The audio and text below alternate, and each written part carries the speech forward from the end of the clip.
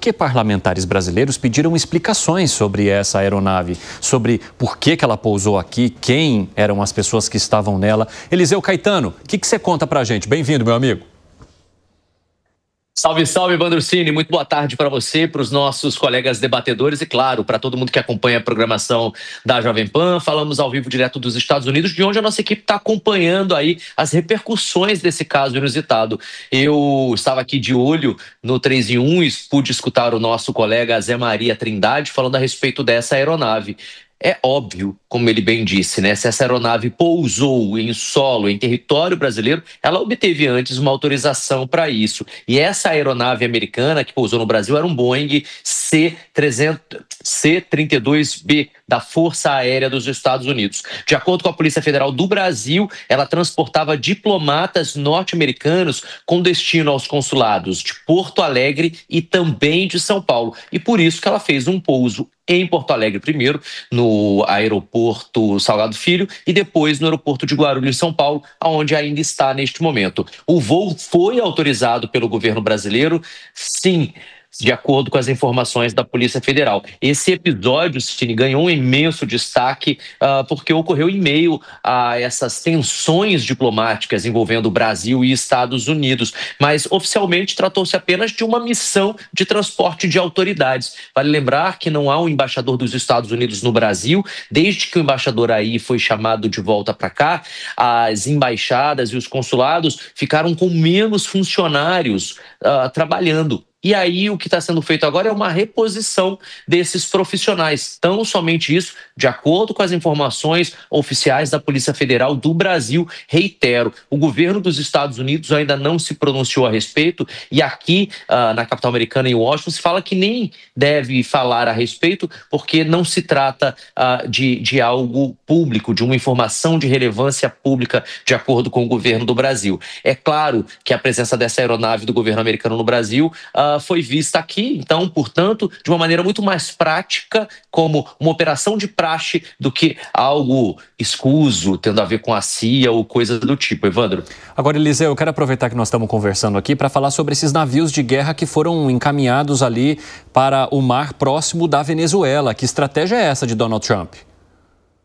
Pois é, Donald Trump elevou aí as tensões contra a Venezuela e ainda há pouco também contra o México, né? Com relação a Cláudia Sheinbaum no México, Donald Trump afirmou que os países haviam entrado num acordo ali com relação ao patrulhamento de fronteiras, o que ela disse que não teve acordo nenhum. Isso fez a temperatura dar uma subida. Lá na Venezuela subiu e há uma expectativa aqui nos Estados Unidos que ela chegue a níveis históricos, viu? Porque nesse momento, 3 navios destroyers estão se deslocando com cerca de 4 mil militares americanos para o Mar do Caribe, próximo ali à costa da Venezuela. Segundo o governo norte-americano, a princípio eles vão apenas fazer patrulhamento do mar para tentar coibir o fluxo de drogas naquela região.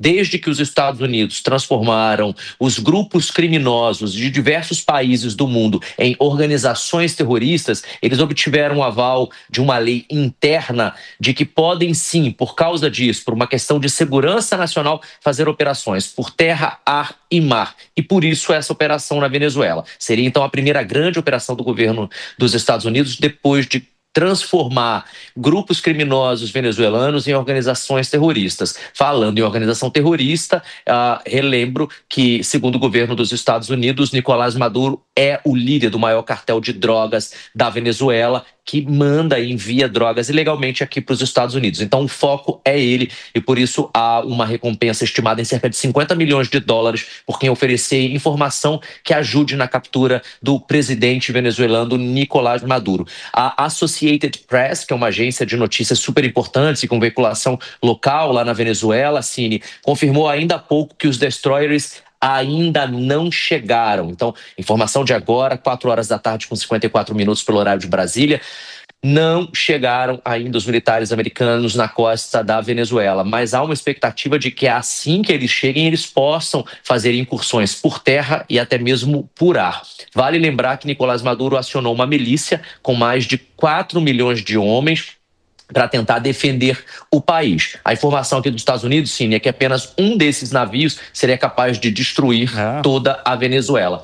é o que dizem por aqui. E a gente separou uma sonora do assessor especial da presidência do Brasil, que falou a respeito hoje de manhã no Congresso. Vamos ouvir. Eu não posso esconder que eu vejo com preocupação o deslocamento de barcos americanos e a maneira de ver a questão. Eu não vou fazer um julgamento político. A Vossa Excelência já mencionou que até me chamaram lá de pessoa não grata em algum momento pelos comentários que eu fiz aqui na Câmara a respeito das eleições, mas eu acho que a não intervenção é fundamental. E nos preocupa por a presença de barcos de guerra muito próximos da costa da Venezuela e o risco, sobretudo com as declarações de que ele pode ser a força total dentro dessa, digamos, mistura da questão do combate ao crime organizado, que deve ser combatido, mas com a cooperação dos países e não com intervenções unilaterais. Essa foi a sonora de Celso Amorim, assessor especial da Presidência da República do Brasil, com uma preocupação legítima com relação a essa possível atuação de militares norte-americanos na Venezuela. A gente vai seguir daqui dos Estados Unidos, Cine, acompanhando toda a movimentação. Eu volto ao longo desta edição do 3 em 1 e, claro, da programação da Jovem Pan, para a gente ir atualizando tudo aquilo que está acontecendo no Brasil e também no mundo. É com você no estúdio. Valeu, Eliseu. Um abraço para você aí nos Estados Unidos. Alan Gani, então temos uma aeronave que seria uma aeronave utilizada pela CIA desembarcando e descendo, aterrissando aqui no aeroporto brasileiro. Temos agora esses navios de guerra se aproximando da costa venezuelana e é óbvio que o poderio militar dos Estados Unidos é infinitamente maior que o da Venezuela, infinitamente mais renovado, tecnológico e tudo mais, não dá nem para comparar. Mas como é que você avalia esses movimentos? Isso te preocupa também, da mesma maneira que preocupa o assessor especial da presidência, Celso Amorim? Eu vejo como um realinhamento da geopolítica mundial. Então, da mesma maneira, né, que a Rússia invadiu a Ucrânia, e eu sempre digo ali que há uma briga de interesses, porque a geopolítica ela é do jeito que ela é. Então, quando você faz fronteira com uma superpotência militar, a tua soberania ela já é limitada. Não dá para você fazer o que você bem entender, goste ou não, tá? Mas o mundo é desse jeito. Então, lá no caso da Ucrânia, ela jamais vai pertencer à OTAN, por exemplo, porque a Rússia jamais vai permitir. Porque ali é a área de influência da Rússia. Vamos fazer um paralelo aqui com a América Latina. Onde que é a área de influência dos Estados Unidos, falando historicamente? América Latina. Então, o Trump dá o recado para o Putin: eu não vou me meter na sua zona de influência. Aliás, eu nem teria começado essa guerra por procuração contigo. Eu entendo que ali é a sua zona de influência. A minha zona de influência, e não vem se meter no meu quintal, é a América Latina. E aí é claro que tem um duplo objetivo, né? Você tem uma questão toda geopolítica, vamos lembrar que é uma região com muito petróleo e também um objetivo do combate ao narcotráfico, lembrando que o Estado venezuelano é muito ligado às Farc. Piperno, eu não mexo nas suas gavetas, você não mexe nas minhas. Beleza, o recado foi dado ali para Vladimir Putin, digamos assim. Mas esse movimento aqui na América do Sul te preocupa? Eu vou pedir só uma pausa no teu comentário às 5 em ponto para a gente receber os nossos amigos da rádio. Diga, meu amigo. Bom, primeiro que há uma questão geográfica muito diferente nesses casos. A Ucrânia, ela faz fronteira com a Rússia e há regiões, né, ali na divisa entre os países que não tem uma clara divisão étnica e até mesmo nacional, né? Você não sabe, é difícil, por exemplo, delimitar onde há maioria russa e onde há maioria ucraniana. Então, esse vai ser, ad eternum, um foco de tensões. Exatamente. Um foco de tensões que a gente vai continuar analisando aqui no nosso 3 em 1. Vocês que nos acompanham pela rádio, sejam muito bem-vindos. É sempre muito bom trazer debate e opinião crítica a todos vocês unidos nas plataformas. Eu sou o Evandro Cini e conversamos pela próxima 1 hora. Nesse momento, a gente está debatendo aqui vários movimentos que são feitos pelos norte-americanos, seja aproximando navios de guerra da costa venezuelana, seja por meio de uma aeronave que costuma ser utilizada pela CIA e que aterrissou aqui no país, gerando bastante desconfiança, inclusive questionamentos de parlamentares da esquerda no Brasil. Fábio Piperno, continue. Então, não são casos simétricos. Rússia e Ucrânia, eles têm fronteiras com populações dos dois lados, enfim, dos dois países, dividindo o mesmo espaço. Aqui na América, aqui no continente americano, não. Essa história, né, das zonas de influência vem de 200 anos atrás, doutrina Monroe. Será que nós vamos recuar no tempo? Quer dizer, será que a gente não entende que o mundo mudou? Os países, eles são soberanos, eles têm outro nível de autonomia? Veja, é um escândalo um país querer avisar que pretende, num caso extremo, invadir o outro. Veja, por acaso a Venezuela está indo atacar os Estados Unidos? Que eu saiba, não. Veja, eu torço para que o Maduro seja preso um dia lá na Venezuela por ação de venezuelanos. Mas ninguém tem o direito de invadir a Venezuela para tomar esse tipo de medida. Quer dizer, então, vamos então assumir que nós estamos de novo em uma espécie de nova Guerra Fria. Quer dizer, onde vale tudo. Outro dia ameaçaram invadir, anexar o Canadá, anexar a Groenlândia, agora ameaça invadir a Venezuela. E qual vai ser o próximo? Então, vejam, eu acho que é muito difícil defender um governo que tomou posse avisando que ia acabar com os conflitos militares. Esse foi o discurso do presidente Trump. Ele falou que ia acabar com a guerra entre Rússia e Ucrânia, falou que ia resolver o problema lá em Gaza, falou que ia resolver a questão com o Irã e, na verdade, o que ele está fazendo é plantar novos conflitos. Você entende que o governo dos Estados Unidos estaria retrocedendo nessas políticas e ameaçando a soberania de vários países, hein, Bruno Moza? Veja, vamos lá, vamos tentar analisar os fatos um pouco mais friamente, como o próprio Alan disse, que eu gosto de uma frase dele, o mundo como ele é, para além das nossas próprias opiniões. Alguns dias aqui eu comentei do encontro entre Trump e o Putin, em que haveria ali uma comunicação entre eles, que seria mais ou menos assim: ora, vamos negociar território ali que seria a Crimeia, por exemplo, e você deixa de fazer influência na Venezuela ou em Cuba, etc. É claro que você respeita o espaço, né? Eu sou amplo defensor da propriedade privada, mas o grande ponto é quando esse país, digamos no caso aqui a Venezuela, tem uma certa interferência nos Estados Unidos, e estou tentando analisar o fato aqui friamente, tá? Tentando deixar de lado opinião que eu conheço a fundo a triste realidade da Venezuela. Países aqui da América do Sul, Venezuela, Bolívia, Colômbia, Brasil, são zonas de influência de passagens de droga que vão para os Estados Unidos, onde o preço chega lá muitíssimo mais alto do que ele é vendido aqui. E, segundo dados da agência oficial americana, são 100 mil americanos que morrem de overdose apenas de fentanil todo ano.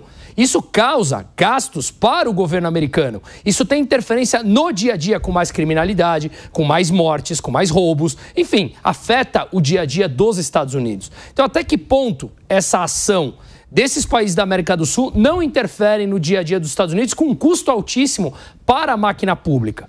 Então eu acho que a gente precisa analisar um pouquinho mais embaixo de maneira fria. Me chamou a atenção, só para finalizar, uma matéria que a Folha colocou hoje, colocando que o navio militar dos Estados Unidos tem uma capacidade maior do que o militar da Venezuela.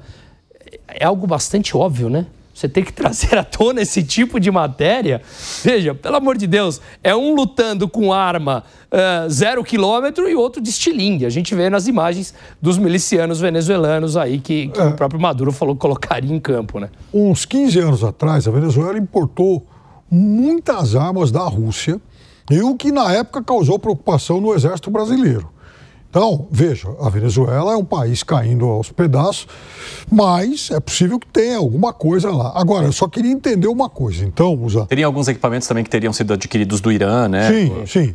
Mas assim, não há certeza sobre essa quantidade ou sobre o conteúdo, ou sobre a tecnologia empregada, porque não há transparência nas informações que são prestadas pela Venezuela nesse sentido. Mas partindo desse pressuposto, até para a gente usar uma analogia bem simétrica, o Brasil, então, teria o direito de invadir, por exemplo, Paraguai e Colômbia. São países que exportam drogas e armas para cá. É uma pergunta para mim? Não, veja, eu estou tentando analisar friamente os fatos. Como eu falei, eu respeito a propriedade privada, apesar de eu achar que há um problema humano lá na Venezuela. Eu convivi bem. São 93% da população abaixo da linha da pobreza. É a coisa mais triste que eu vivenciei, foi Venezuela e Cuba. Então, eu tento ir mais para o lado humano. Uma figura autoritária, ditatorial, mantendo 93% da população abaixo da linha da miséria. Até quando? Passando drogas por outros países. Então, eu acho que quando você compara Brasil e Colômbia, a realidade ela ainda é diferente. A realidade tanto da Colômbia como do Brasil é diferente. Ainda você pode ter uma negociação, sentar à mesa e tentar trazer uma razoabilidade ali. Com a Venezuela, com Maduro, já se mostrou que não há conversa. Ele eleva o tom contra os Estados Unidos. Não há caminho de conversa entre esses dois países. E o Maduro é muito de porta fechada para regimes mais abertos, né? Ô Zé Maria Trindade, eu quero ouvir você sobre essas tratativas do governo norte-americano. Nem seriam tratativas porque ele não está tratando com ninguém. São estratégias que ele coloca em prática e os países vão assistindo. Brasil, no caso da aeronave que pousou aqui, e Venezuela, no caso dos navios de guerra. O Piperno tem razão, Hugo Chávez comprou muita arma, caças, muitos fuzis. As informações que chegaram a mim é de que houve uma compra muito maciça e houve uma grande preocupação que levou o Brasil a uma situação de fazer uma corrida armamentista.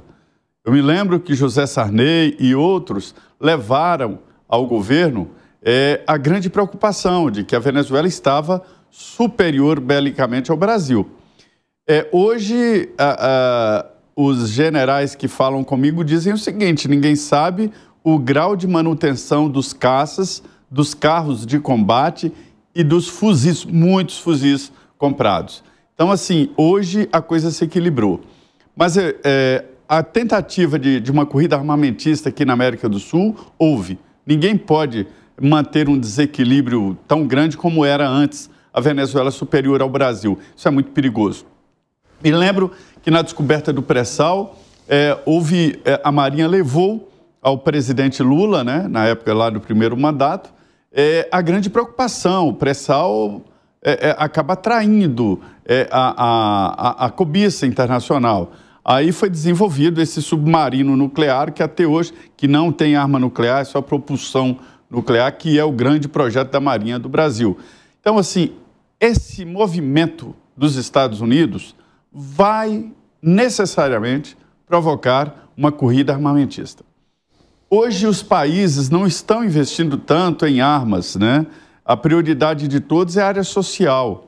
Mas a partir da guerra da Ucrânia, né? Quando a gente viu a Rússia invadindo a Ucrânia, Israel com Hamas, aí todos os países estão assim, opa, a gente não pode se descuidar da segurança, né? Que é a manutenção da segurança não se faz um exército de um mês para o outro. É preciso cultura, é preciso treinamento, é preciso a possibilidade de mobilização.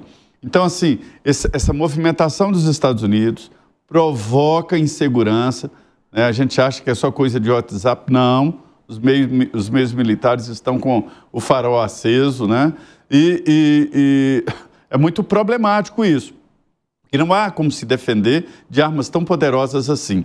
Esse avião, ele trouxe pessoas autorizadas, mas são ligadas à inteligência. São adidos da área de inteligência e de informação, que é a primeira parte a que precede qualquer tipo de outra aventura, né? Preciso ter conhecimento e informações de onde vai pisar.